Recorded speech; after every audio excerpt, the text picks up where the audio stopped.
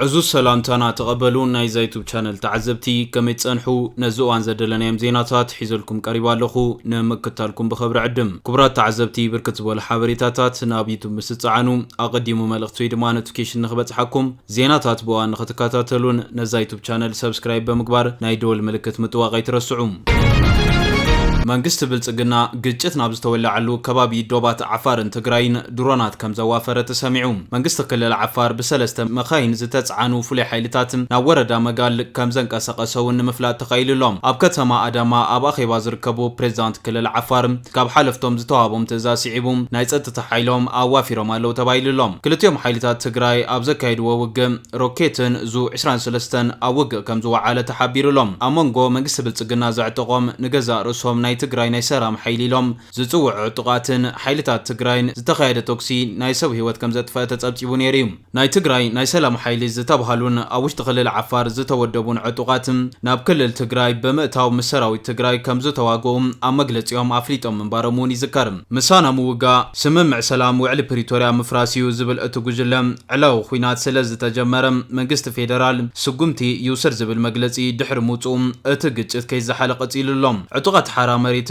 ሮኬት ተዓጢቆም እዮም ዝብሉ መሰኻኽር ዓይኒ ድማ እዚ ንመበራብዓይ ግዜ ናብ ሰራዊት ትግራይ ተኪሶም ብዝብል ይልዕልለው ሰራዊት ትግራይውን እቶም ዕጡቃት ናብ ዝሰፈሩሉ መጋል ተባሂሉ ናብ ዝጽዋዕ ቦታ ዕጡቃቱ ኣዋፊሩሎ ዝበሉ ናይ ተኸባቢ ምንጭታት በዝውን ኣብ ወረዳ መጋል ቶንሳ ተባሂሉ ኣብ ዝጽዋዕ ከባቢ 6 ቦታታት ተቆጻጺሮም ክብሉ ገሊጾም ኣለው ኣብዞም ቦታታት ንዝሓለፈ ወርሕ ሰፊሩ ዝነበረ ድማ ካብ መንግስት ብልጽግና ድጋፍ ዝግበረሉን ኣብ ሓራ መሬት ዝርከብ ናይ ትግራይ ሓይሊ ብዝብል ንገዛ ርእሱ ዝጽውዕን ዕጡቅ ሓይሊ ነይሩ ዝበሉ እቶም ርእቶ ወሃብቲ ህዝቢ እቶም ዕጡቃት ነቲ ከባቢ ለቂቆም ንኽወጹ ተደጋጋሚ ጻውዒት ከቀርቡ ዋላኳ ተጸንሐም ብመንግስቲ እተኸለልን ሰራዊት መከላኸልን ሕቱኡ መልሲ ከም ዘይረኸበ ገሊጾም ኣለው ኣብ ዝሓለፈ ሰንበት ናብ ደቡብ ትግራይ ኣምሪሖም ኣብ ዝነበሩ ፕሬዝዳንት ክልል ትግራይ ጀነራል ታደሰ ወረደ መጥቃዕቲ ንምፍናው ተጀሚሩ ነይሩ ዝበልዎም ሓይልታት ሓራ መሬት ከፊቶም ዝበልዎ ተኽሲ ወረዳ መጋል ሰብ ዝሞተላ ገይሩ ኣሎ ብዝብል ይውስኹም በዝውን ሓይሊ ሰላም ብዝብል ዝጽዋዕ ዕጡቅ ጉጅለም ኣብ ከባቢ ቶንሳ ካብ ዘለዋ ሸዓተ ቦታታት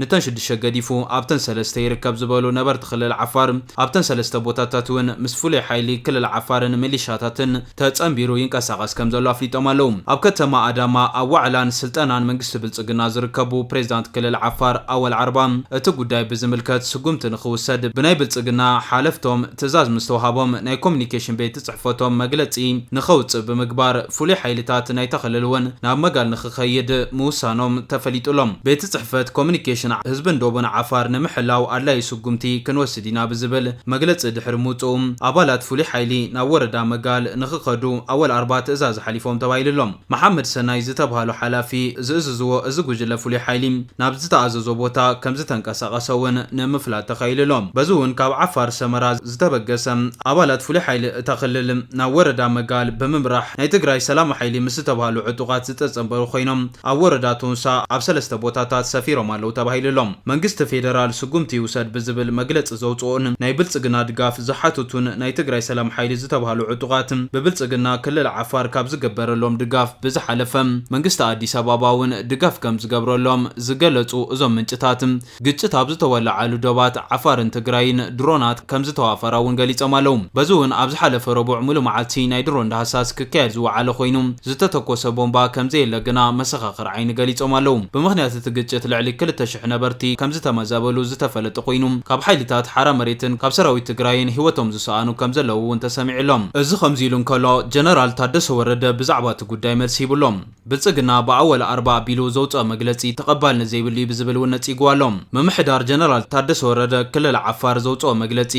ናይ ኣሕዋት ህዝብታት ትግራይን ዓፋርን ታሪኻውን ሰላማውን ጉርቡትና ንምጉዳእ ዝዓለመ ሽርሒ ኢልዋሎም ግዜያዊ ምምሕዳር ክልል ትግራይ መንግስት ክልል ዓፋር ሓራ መሬት ብዝብል ስም ዝንቀሳቐሱ ዕጡቃት ትግራይ ንኽርብሹ ቦታ ብምፍቃድ ከም ዝተሓባበረ ብምንቃፍ ሰራዊት ትግራይ ዶብ ዓፋር ጥሒሱ ኣይኣተወን ብዝብል ዝቐረበሉ ክስ ነጺግሎም እቲ ግዜያዊ ምምሕዳር መንግስት ፌደራል ውዕሊ ፕሪቶሪያ ንኸይፍጸም ዕንቅፋት ይኸውናሎም እቲ ተግባር ሰላማዊ ኸይዲ ካብ ምህሳይ ሓሊፉ ናይ ህዝቢ ስቃይ ክቕጽል ዝገብር ሰላማዊ መንገዲ ዘዕንቅፍ ኢሉ ክብል ገሊጹሎም መንግስት ፌደራል ብዛዕባ ዝለዓል ዘሎ ኩነታት ክሳብ ሕጂ ዝሃቦ ዕላው መግለጺ የለን ጊዜያዊ ምምሕዳር ክልል ትግራይ ኣብ ዘውፅኦ መግለጺኡ ሕጂ እውን ዘላቂ ውሕስና ነባሪ ሰላምን ብዘተኣማምን መንገዲ ዝረጋገጽ ውዕሊ ፕሪቶርያ ኣጥቢቅካ ብምፍጻም ጥራሕ እዩ ዝበለ ኮይኑ ስለዚ ምስ ፌደራል መንግስቲ ዘለና ርክብ ንምጉልባት ውዕሊ ፕሪቶርያ ብዘይ ወዓል ሕደር ንምፍጻም ዘለና ድልውነት ደጊምና ነረጋግጽ ኢሉሎም ኣብ መወዳእታ ድማ መላእ ህዝቢ ትግራይ ኣብ ውሽጥን ወጻእን ሕጂ ዝተረኺቡ ዘሎ ተነጻጻሪ ሰላም ኣንጻራዊ ሰላም ንምዕቃብን ንምዕሟቕን ብሄራዊ ሓድነትካ ንምድልዳልን ክትቃለስ ነዘኻኽረካ ዝበለ ኮይኑ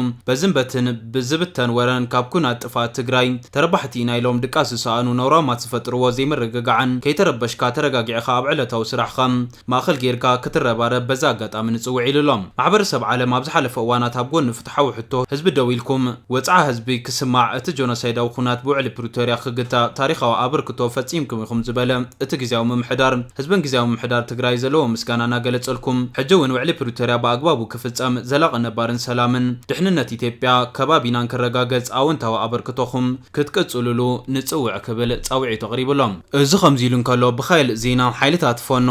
ኣብ ካምፕን ኣብ ጉዕዞ ኣብ ዝነበሩ ሓይልታት መንግስትን መጥቃዕቲ ብምኽፋት ጉድኣት ኣውሪዶም ሰራዊት መከላኸሊ ኢትዮጵያ ድማ ልዕሊ 250 ፋኖ ቀቲለ ዝብል ሓበሬታ ዘርጊሕሎም ካብ ሱዳን ተበጊሱ መሳርሒ ኩናት ይኣትወሎም ኣሎ ክብል እውን ከሲስሎም ከምዚ ዝኣመሰሉ ናይቲ ኣገዛዝኣ መግለጽታት ሕጂ ቅድሚ ምውጽኦም ቅድሚ ኣዋርሕ በዓል ስልጣናት ብልጽግና ኩናት ከም ዝተዛዘመ ክዛረቡ ይስምዑ ነይሮም እዮም 90% በሚገባ በተጨባጭ በሪፖርት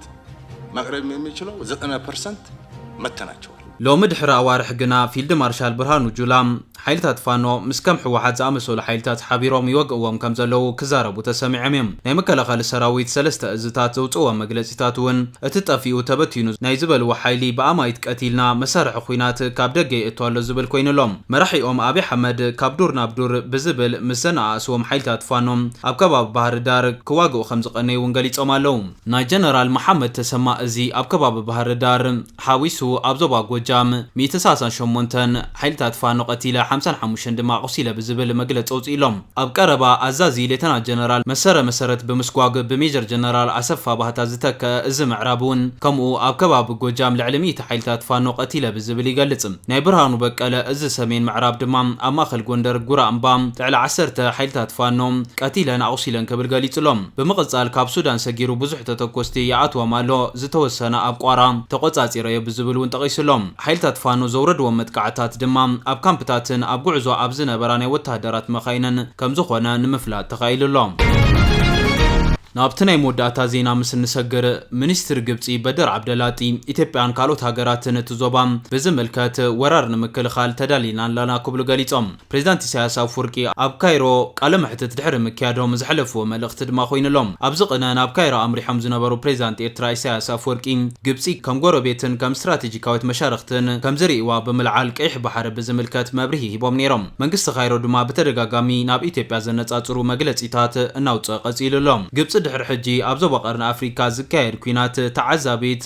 እትኾነሉ ምስቲ ዞባ ንዘለዋ ርክብ ብልሙድ ዲፕሎማስያዊ መገዲ እትቕጽለሉ ኩነታት ከም ዘብቅዐ ድማ ሚኒስትር ጉዳያት ወፃኢ ግብጺ በድር ዓብድላጢ ኒውስ 24 ኣብ ዝተባሃለ ናይ ደቡብ ኣፍሪካ መራኸቢ ኣብ ዘውፅእዎ ሓተታዊ ጽሑፍ ገሊጾም ኣለዉ ግብጺ ዞባዊ ስጋኣት ንምክልኻል ኣብ ተፋሰስ ሩባ ኒልን ኣብ ናይ ቀይሕ ባሕሪ ስትራቴጂካዊ ረብሓታት ንምሕላው ኣብቲ ዞባ ወታደራውን ዲፕሎማስያውን ስራሕታ ተሐይል ምህላዋ ሚኒስትር በድር ዓብድላጢ ገሊጾም ኣለዉ በድር ዓብድላጢ ናይ ግብጽ ምንቅስቓስ ኣብቲ ዞባ ወራር ንምክልኻል ዝተሓንጸጸ እዩ ብኣገባብ ዝተጸንዐን ናይ ዲፕሎማስያዊ ለውጢ ምዃኑን ኣመላኺቶም ኣለዉ በድር ዓብድላጢ ናይ ግብጽ ምንቅስቓስ ኣብቲ ዞባ ወራር ንምክልኻል ዝተሓንጸጸን ብኣገባቡ ዝተጸንዐ ናይ ዲፕሎማስያዊ ለውጢ ምዃኑ ኣመላኺቶም ኣለዉ ሓደ ሃገራት ናይ ደገ ስጋኣት ጸላኢታትን ብምፍጣር ግጭት ብምግዳድን ዝኣመሰሉ ኣካይዳታት ናይ ውሽጢ ጸገማተን ናብቲ ዞባ የስርጽዋ ኣለዋ ብዝብል እውን ዓብድላጢ ከሲሶም ኣለዉ ቅድሚ መዓልታት እዞም ሚኒስትሪ ኢትዮጵያ ኣብ ምሕደራ ቀይሕ ባሕሪ ኢዳ ናይ ምእታው ወይ ናይ ምስታፍ መሰል የብላን ብዝብል